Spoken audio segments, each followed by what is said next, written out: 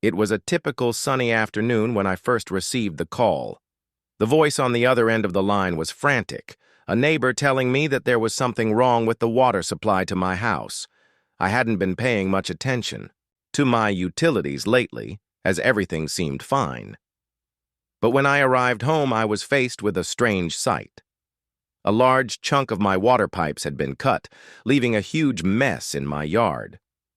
As I began to investigate further, I discovered something far worse. The pipes that had been cut weren't just any pipes.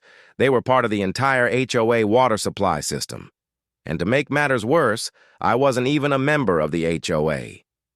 The truth was, I owned the water supply to the entire neighborhood, an arrangement that went back to the development of the community. Years ago, when the neighborhood was built, the builder made an agreement with me to manage and own the water supply, which meant that the HOA had no legal right to mess with it. They had no authority over the pipes, and they certainly couldn't touch the water that flowed into everyone's homes. I immediately called the HOA president, Karen, who was notorious for her overbearing control of the community. I had never gotten along with her, as she'd often tried to push her way into my private affairs. She refused to take responsibility for what had happened, and even tried to convince me that it was a necessary upgrade for the system. But it was clear that this was no upgrade. Someone had deliberately cut the pipes, and it was done under Karen's watch. I wasn't having any of it. With the help of a legal team, I quickly filed a claim against Karen and the HOA. It turned out that the HOA had been illegally trying to control the water supply, even though they had no legal claim to it.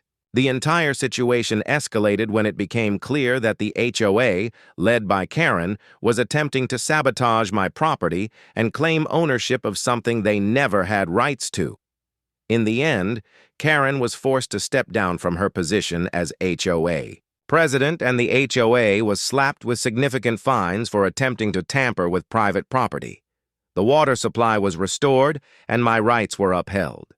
It was a long battle, but I learned a valuable lesson about the power of standing up for what is rightfully mine.